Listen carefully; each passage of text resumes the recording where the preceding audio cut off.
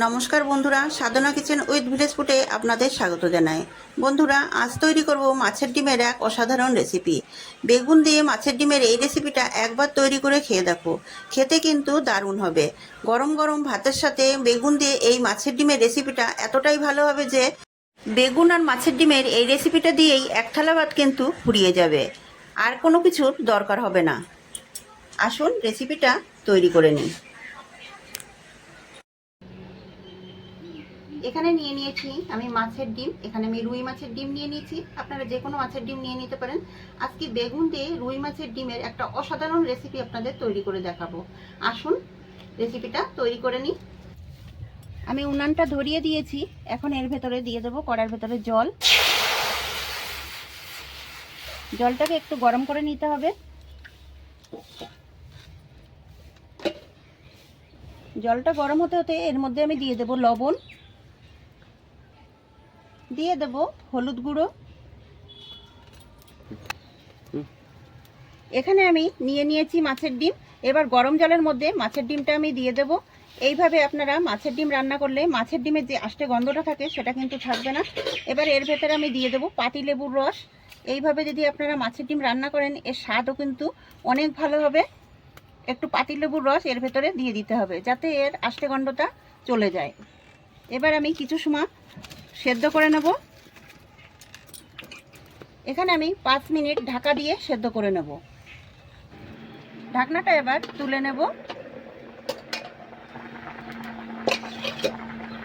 দেখুন 5 মিনিট হয়ে গেছে আর ডিমটাও খুব ভালোভাবে সেদ্ধ হয়ে গেছে। এবার ডিমটাকে আমি তুলে নেব।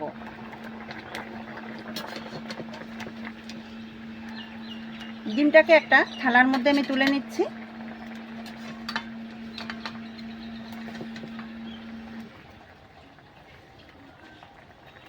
মাছের ডিমটাকে তুলে নিয়েছি, এবার একটু ঠান্ডা করে নেব।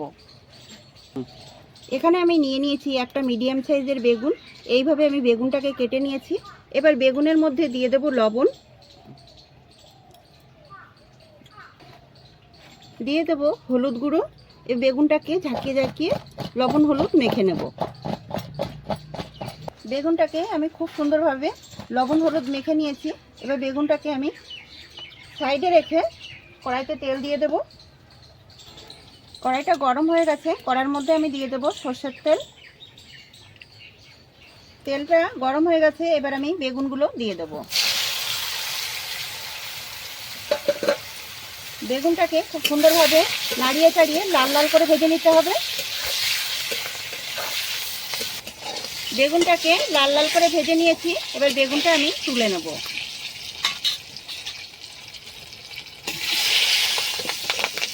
বেগুনটা এরকম লাল লাল করে ভেজে নিতে হবে।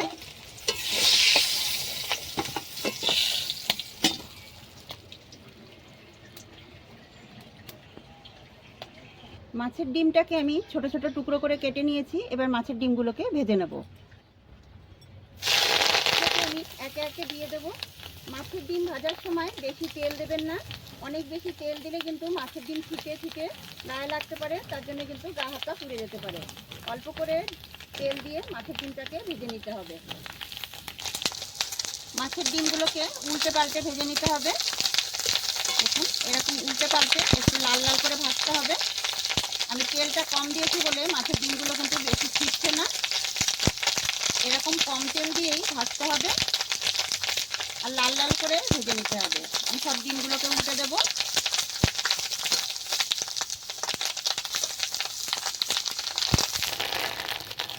মাছের ডিমগুলোকে উল্টে পাল্টে লাল লাল করে ভেজে নিয়েছি। দেখুন এবার আমি তুলে নেব।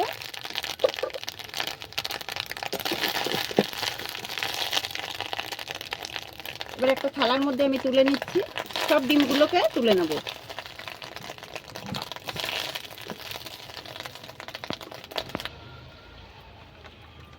কড়াইটা গরম হয়ে গেছে, এবার কড়াইয়ের মধ্যে আমি দিয়ে দেব তেল। এখানে আমি রিফাইন তেল দিচ্ছি, আপনারা চাইলে সর্ষের তেলও দিতে পারেন। তেলটা গরম হয়ে গেছে, এবার আমি ফোড়নে দিয়ে দেব জিরে।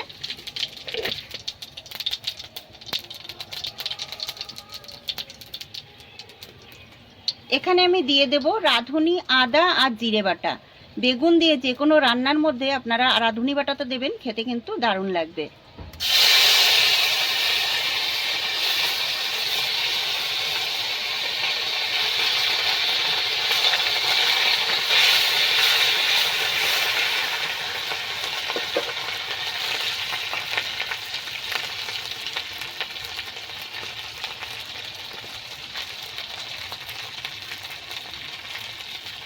এবার এর ভেতরে দিয়ে দেব কুচানো পেঁয়াজ। পেঁয়াজটা দিয়ে মশলার সাথে ভালো করে নেড়ে চেড়ে ভেজে নিতে হবে।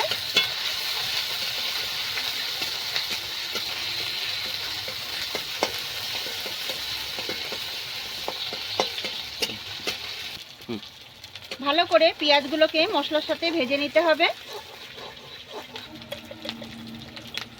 এর ভেতরে আমি দিয়ে দেব অল্প পরিমাণের লবণ, দিয়ে দেব হলুদ গুঁড়ো,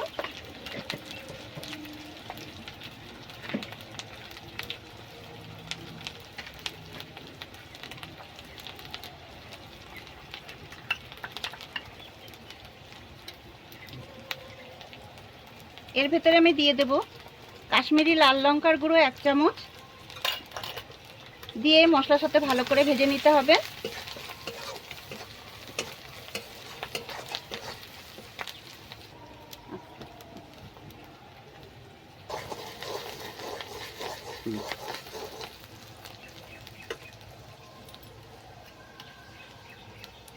এর ভেতরে দিয়ে দেব আমি 1 চামচ মতো ধনে গুঁড়ো, অল্প করে দিয়ে দেব একটু জল, যাতে মশলাটা পুড়ে না যায়। একটু নাড়িয়ে চাড়িয়ে নেব। এখানে আমি দিয়ে দেব একটা টমেটো, একদম পাকা লাল টুকটুকে টমেটো একটা দিয়ে দিলাম। এর ভেতরে আমি দিয়ে দেব আলু। আপনারা চাইলে একটা দিতে পারেন আলু, এখানে আমি 2টো আলু কেটে নিয়েছি। আলুটাকে এরকমভাবে কেটে নিতে হবে। এবার আলুটা এর ভেতরে দিয়ে দেব। এবার মশলার সাথে ভালো করে কষিয়ে নিতে হবে।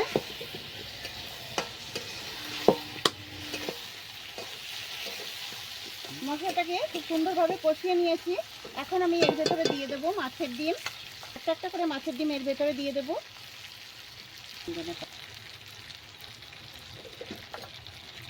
মাছের ডিমটাকে মশলার সাথে ভালো করে একটু মিশিয়ে নিতে হবে।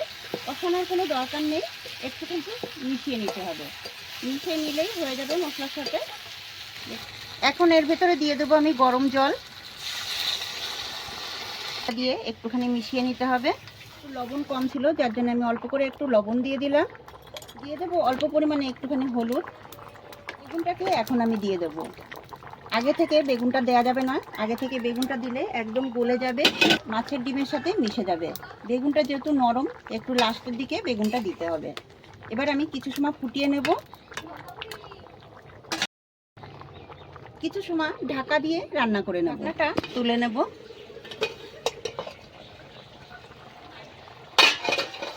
দেখুন রান্নাটা আমার হয়ে গেছে, আর বেগুনগুলো কিন্তু একদম ভেঙে যায়নি, আস্তে আস্তে আছে। আলুগুলো খুব সুন্দরভাবে গলে গেছে। এবার আমি মাছের ঝোলটাকে নামিয়ে নেব।